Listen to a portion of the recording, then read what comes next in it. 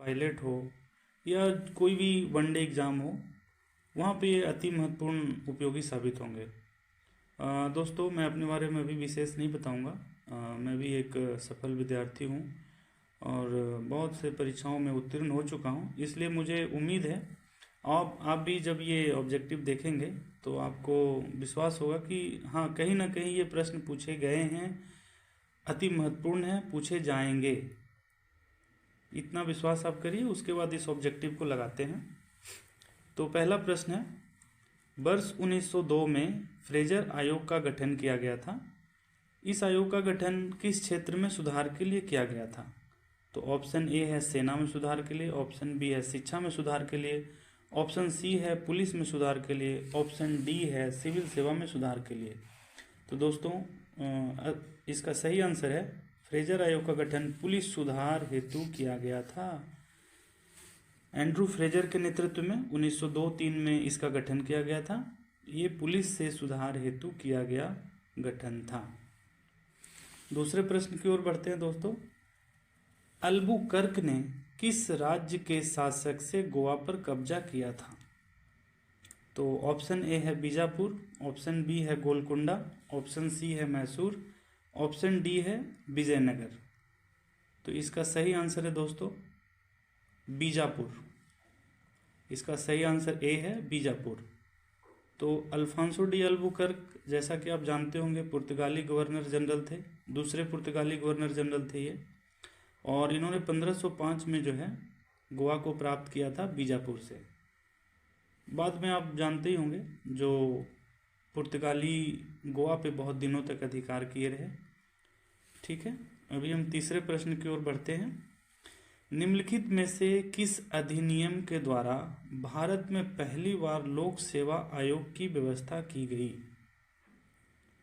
Option A है भारत सरकार अधिनियम 1919, भारत परिषद अधिनियम 1909, भारत सरकार अधिनियम 1935, भारत सरकार अधिनियम 1858। तो आप इसका सही आंसर गेस करें कि भारत में पहली बार लोक सेवा आयोग की व्यवस्था किस अधिनियम के तहत या किस परिषद अधिनियम के तहत की गई थी? तो इसका सही आंसर है ए 1919, भारत सरकार अधिनियम 1919। कई मायनों में ये अधिनियम बहुत महत्वपूर्ण हो जाता है दोस्तों, तो इसका ध्यान रखेंगे। अब चौथा प्रश्न है, 1857 के विद्रोह का नेतृत्व लखनऊ से किसने किया था? सही आंसर है दोस्तों लखनऊ से जो है बेगम हजरत महल ने किया था। ये तांत्या टोपे गलत से ऊपर लिखा गया है, इसको आप इग्नोर करेंगे। 1857 के विद्रोह का नेतृत्व लखनऊ से जो है बेगम हजरत महल ने किया था। ऑप्शन सी होगा इसका सही आंसर। 1857 का विद्रोह का नेतृत्व कहाँ कहाँ से किसने किया था, ये एक महत्वपूर्ण प्रश्न बन जाता है किसी भी कंपटीशन के लिए। लखनऊ से, कानपुर से, झांसी से, बिहार में किसने किया था, तो आप इसका ध्यान रखेंगे। कई एक बार मिलान के लिए प्रश्न आ जाते हैं कि लखनऊ में किसने किया, कानपुर में किसने किया, झांसी में किसने किया, तो आप ध्यान देंगे दोस्तों, लखनऊ में जो है बेगम हजरत महल, ऑप्शन सी। अगला प्रश्न आते हैं, पांचवा प्रश्न है, निम्नलिखित में से गांधी ने पहला अनशन किस आंदोलन के लिए किया था? गांधी जी से जुड़े प्रश्न महत्वपूर्ण हो जाते हैं। तो पहला अनशन आंदोलन किस लिए किया था? ऑप्शन ए है खेड़ा सत्याग्रह, ऑप्शन बी है चंपारण सत्याग्रह, ऑप्शन सी है अहमदाबाद मिल हड़ताल, ऑप्शन डी है जालियांवाला बाग हत्याकांड। तो आप सोचिए, इसका सही आंसर होगा सी, अहमदाबाद मिल हड़ताल। दोस्तों, गांधी जी ने पहली बार जो है अनशन जो है अहमदाबाद मिल हड़ताल में किया था, मार्च 1918 में किया था दोस्तों। आमरण अनशन पर ये बैठे थे। मिल मजदूरों के कुछ मांग थे जिसको मालिक जो है पूरा नहीं कर रहे थे, तो उस संबंध में गांधी जी ने आमरण अनशन किया था। अगला प्रश्न है दोस्तों, छठा, जालियांवाला बाग हत्याकांड के विरोध में किसने वायसराय की कार्यकारी परिषद से इस्तीफा दे दिया था? अति महत्वपूर्ण प्रश्न है दोस्तों, कई एक बार कंपटीशन में पूछा जा चुका है, तो आप समय लें।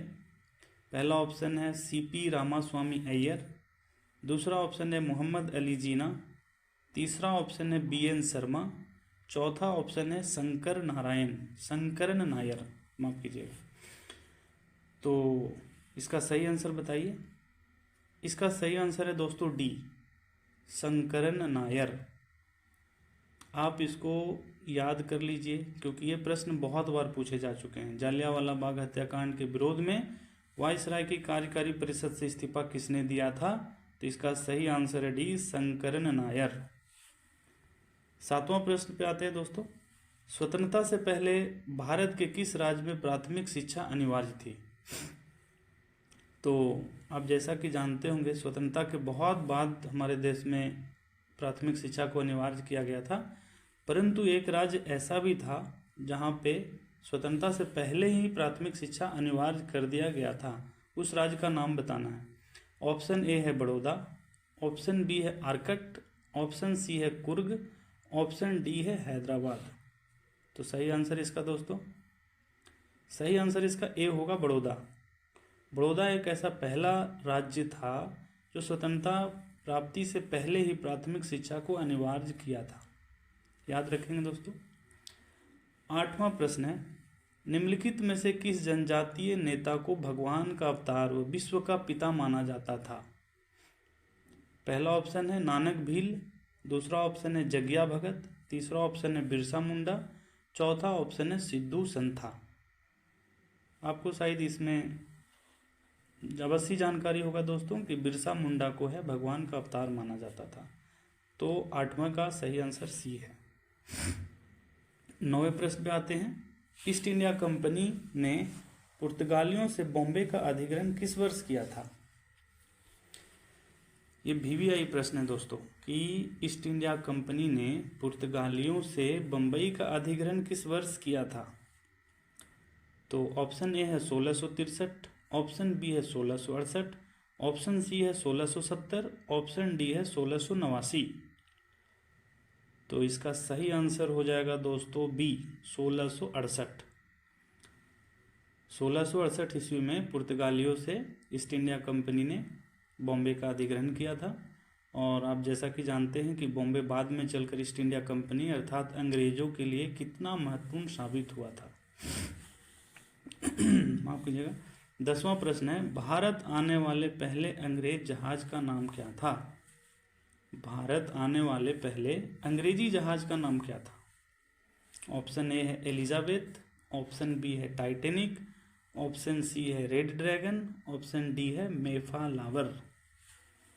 तो सोचिए दोस्तों और इसका आंसर दीजिए।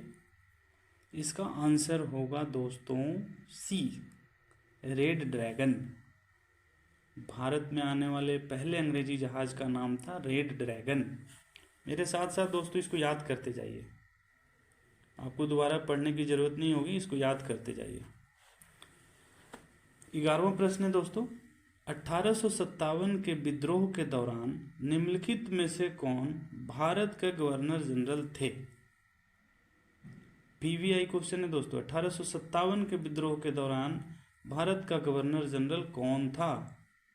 Option A Lord Canning, option B Lord एलिंग, option C Lord Dalhousie, option D Lord Ellenborough. तो इसका सही आंसर होगा दोस्तों ए, लॉर्ड कैनिंग। जैसा कि आपको ज्ञात होगा 1857 के विद्रोह के उपरांत 1858 में भारत सरकार अधिनियम बना था। उसके तहत जो है बाद में जो लॉर्ड कैनिंग जो थे भारत के पहले वाइसराय भी बनाए गए थे। क्वेश्चन नंबर 12 दोस्तों, निम्नलिखित में से किसने वर्नाकुलर प्रेस अधिनियम को रद्द किया था?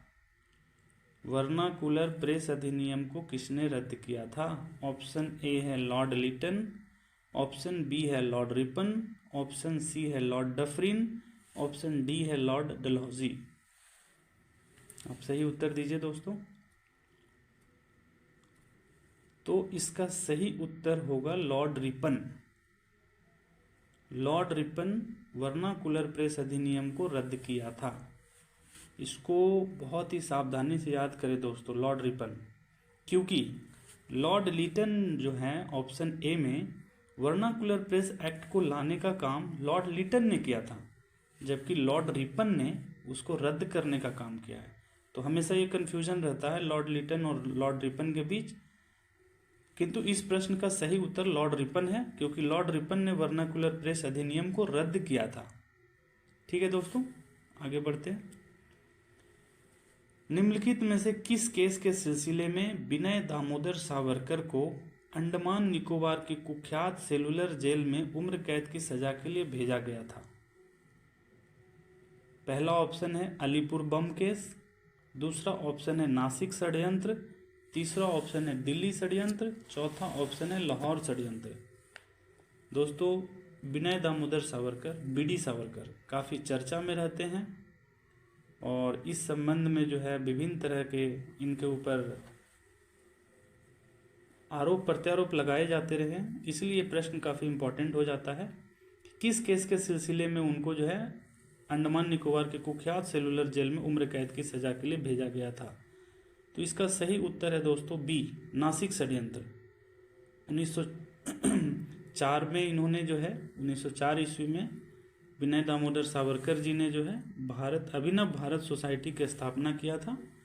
तो इसका सही आंसर है नासिक षड्यंत्र। अब दोस्तों 14वां क्वेश्चन है, भारतीय स्वतंत्रता आंदोलन के संदर्भ में कौन सी घटना 14 जून 1945 को घटित हुई थी?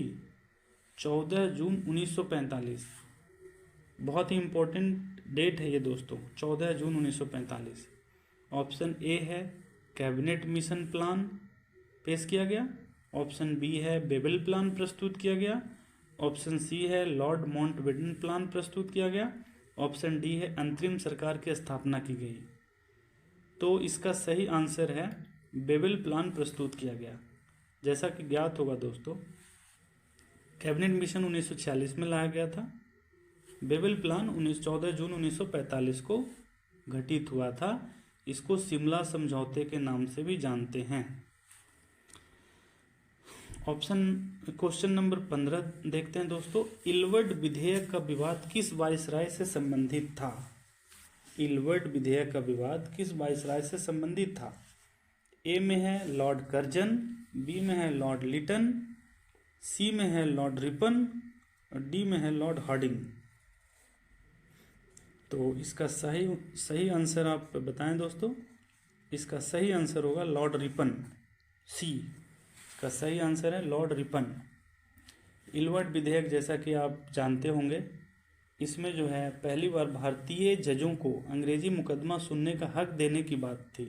हालांकि ये कभी लागू नहीं हो पाया, मगर ये विवाद जो है लॉर्ड रिपन के शासनकाल में उत्पन्न हुआ था। ठीक है दोस्तों।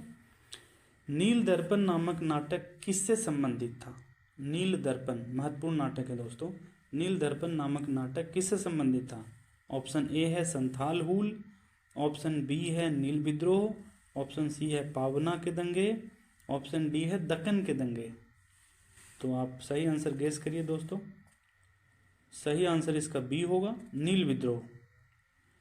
नील विद्रोह इसका सही आंसर होगा दोस्तों। नील दर्पण नाटक बार बार पूछा जा चुका है, ये बार बार पूछा जा चुका है कि नील दर्पण के लेखक कौन है, नील दर्पण नाटक के लेखक कौन है। तो लेखक हैं दोस्तों इसके दीन बंधु मित्र, दीन बंधु मित्र, याद रखेंगे। 17वां प्रश्न है, 1907 के सूरत अधिवेशन में कांग्रेस का अध्यक्ष किससे चुना गया था?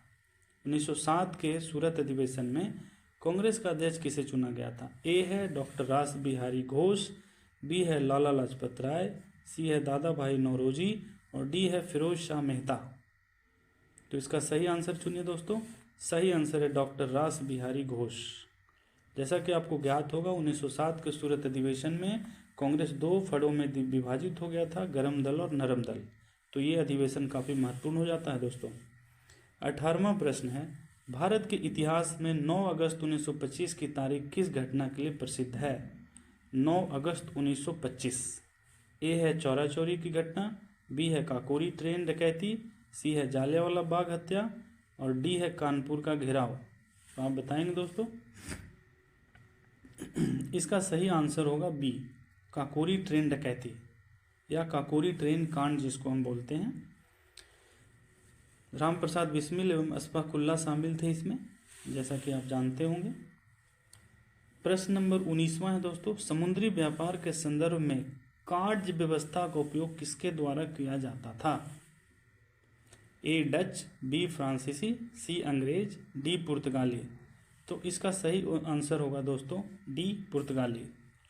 20वां और अंतिम प्रश्न है दोस्तों, निम्नलिखित में से कौन जम्मू और कश्मीर रियासत के अंतिम महाराजा थे? पहला ऑप्शन है गुलाब सिंह, दूसरा ऑप्शन है प्रताप सिंह, तीसरा ऑप्शन है हरि सिंह, चौथा ऑप्शन है करण सिंह। तो इसका सही आंसर होगा दोस्तों सी, राजा हरि सिंह। ठीक है दोस्तों, तो ये 20 प्रश्न आपके हो गए। इसी तरह के 20 प्रश्न दोस्तों रोज आएंगे। आप चैनल पे जुड़े रहें और लाइक और सब्सक्राइब कर दें दोस्तों। और ये चैनल नया है तो हो सके तो अपने दोस्तों के साथ शेयर भी कर दें दोस्तों, ताकि मुझे मोटिवेशन मिले और इसी तरह का वीडियो और बनाए और आपका सफलता में हमारा भी कुछ छोटा सा योगदान हो दोस्तों। नमस्कार दोस्तों।